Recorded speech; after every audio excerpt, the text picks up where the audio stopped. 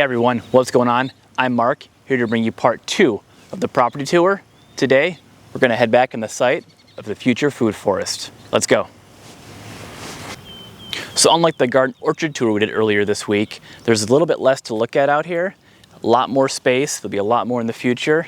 What we do have are a handful of apple trees planted way at the back of the property, once again by the previous owner, with some interesting varieties that you probably never heard of.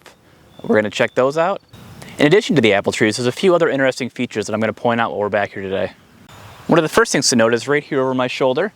You can see there's a line of small trees that have been planted. Most of them have either some welded wire fencing around them or some protection for the trees that they establish themselves. And that's probably going to be to help keep wildlife away. So far I've seen deer and turkey back here. I've seen rabbit on the property. And I'm sure all those creatures would love to take a nibble or a bite out of a young tree. Throughout our tour back here, you're probably going to hear at least a couple of birds chirping. There are two that are always flying overhead. They have a nest way in the back corner, and I'll probably point that out. I'm not sure if there's a baby at home or not, but whenever I go back there, they get very active, so we'll see them today. I should probably put a disclaimer before every video that I am by no means a tree or plant identification expert. And in fact, if you have any books or website or application recommendations for me to learn, I'd love to hear from them. One plant I do believe I can identify is right here.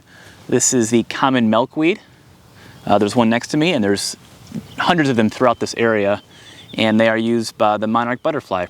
Very cool plant to see back here. And actually, it looks like it's starting to flower, so it's very pretty.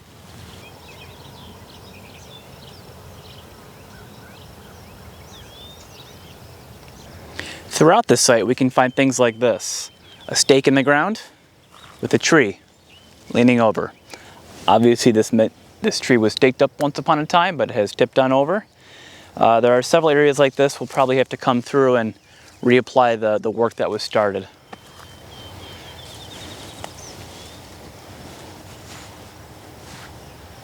This is a maple tree. I don't know what variety. Maybe you do. There's some interesting little white sacs or growths on here. Must be some sort of insect. I wonder what that could be. Here's another young maple tree, a few years older than the previous one. As we can see, this one still has its protective cover around the base. At some point, probably now, I suspect we can take this sort of covering off. The tree is a couple inches in diameter, so I believe it's fairly well established and should be on its way. You'll see examples like this all throughout the property. And if you're wondering, how does he not get ticks on him when he's out here? The answer is, I do. Every night when I come in, there's several. So one of my priorities in the next week or two here is going to be to mow a nice area that I can begin working and playing in safely and comfortably without fear of having to remove 100 ticks every evening that I come back here.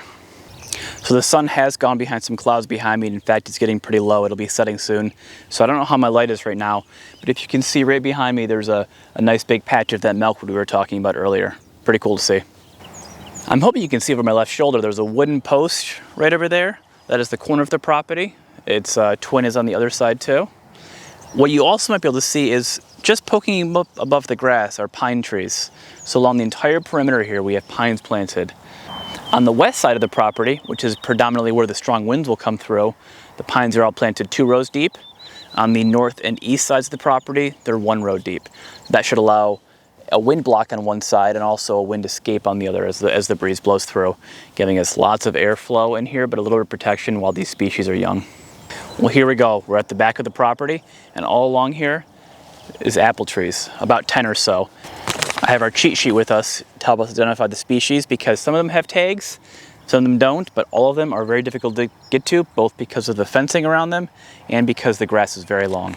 These first 3 next to me are listed as Amish Big, Amish Small, and Amish Big.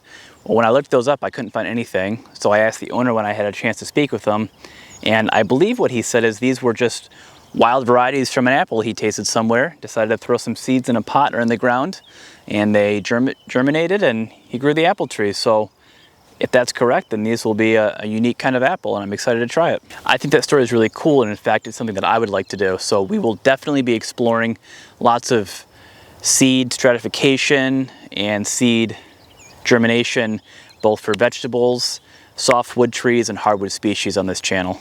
So for the next few trees, please forgive my pronunciation, I'll do my best. This is the Orléans René, which when I looked it up is from the 1800s south of France.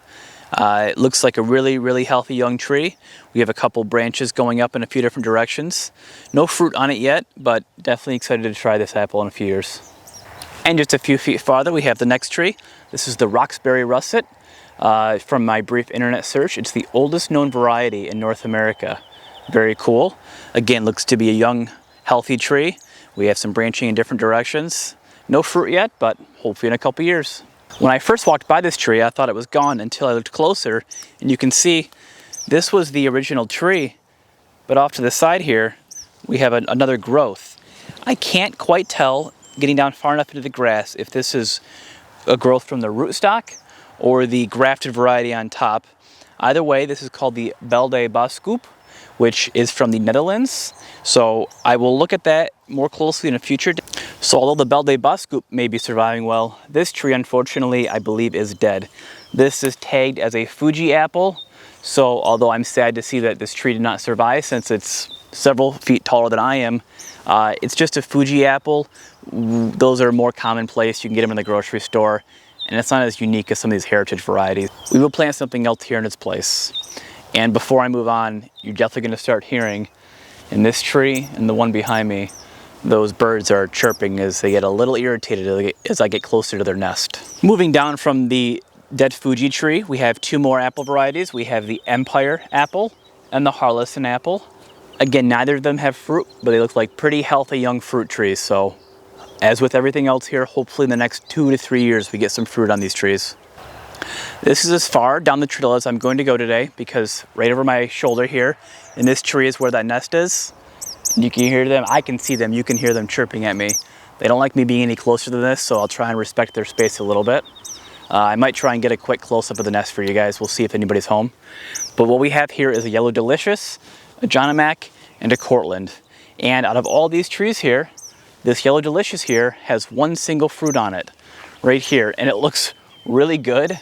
There are no insect spots on it, no disease bruises or anything. So I really, as with everything, hope we get to try this fruit later this year.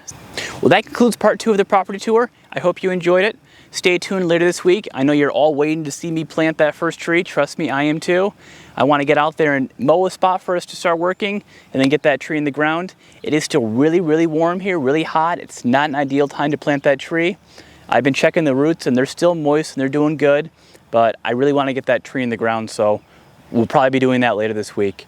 Until then, I'll see you in the forest.